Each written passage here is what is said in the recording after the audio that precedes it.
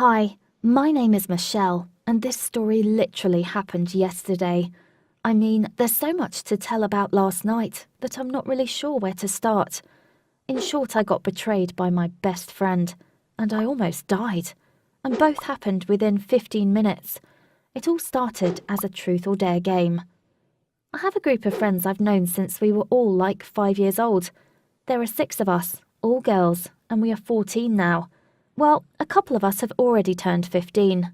I won't bother you with names, since I would have to change them anyway to tell this story, but the important thing is that among all of them, I have a best friend. Her name is Lana. Or should I say I had a best friend. Anyway, Lana and I live close to each other, so we've always seen each other more often. And we grew really close. So basically, she knew a lot about me, and I knew a lot about her. Or did I? You've also got to keep in mind that I am a really, really private person, and I hate telling people personal things, so Lana is an exception. There are a lot of things about me that she doesn't know either. Never mind all that. Let's stick to the story.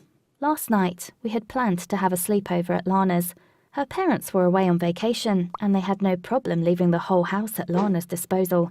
She had never caused them any trouble on any of their previous trips, but I can only imagine the looks on their faces when they come back this time and hear what happened.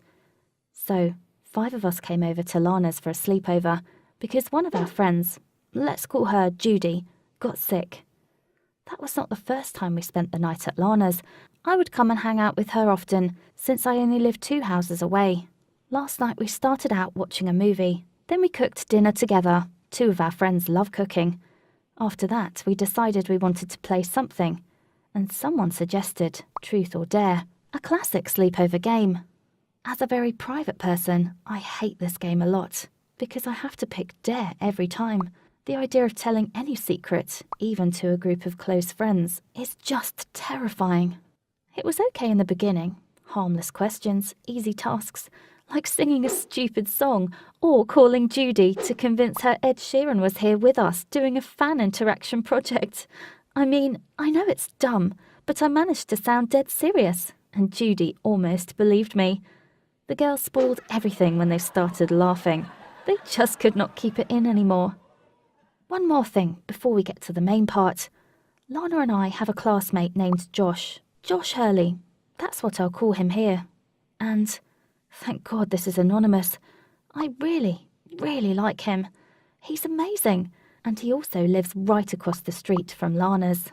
We talk at school every once in a while, but it never goes further than that. I believe it could, but he does not know about my feelings.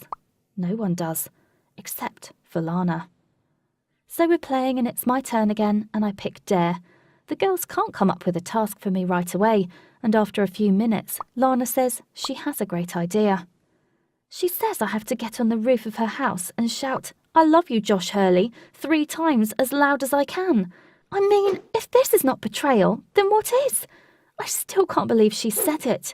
She knew I liked Josh, and she knew there was a big chance he'd hear it, and how embarrassed I would be.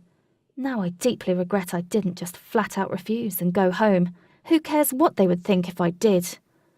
But at that moment, I thought, the game is a game, and I just had to get it over with. I got on the roof through the bedroom window, and I found a spot that I thought was safe.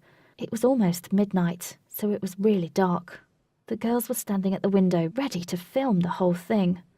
Once again, the phrase was, "I love you, Josh Hurley." I shouted it once, dying of embarrassment. Then a second time. All of the lights in Josh's house were off, so I was praying nobody was home, because if they were, the whole family would be woken up by my screams. The girls were laughing and cheering. I really wanted this to be over, so I took a deep breath and shouted it out for the 3rd time. As I was shouting, I started to slip down the roof. It was terrifying. I tried to brake with my hands, but it didn't work until I got to the very edge. That was where I stopped. But now I could not move, otherwise I might have fallen down at any second. And Lana's is a 3-story house. I turned my head carefully to look at the girls, and they were no less frightened than I was.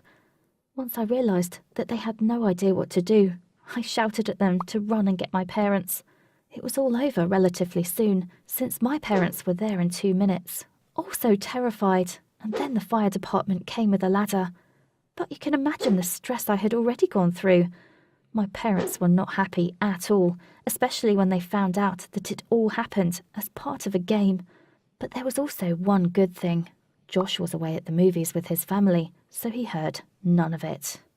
That was a total relief. I tried to talk to Lana about the whole thing, but she makes it sound like what happened was totally fine, and she did nothing wrong. Never again will I do something just because someone says I have to. I don't know what to do here. Maybe you guys have advice for me. Leave it in the comments, and remember, don't let anyone drag you into something that might be harmful.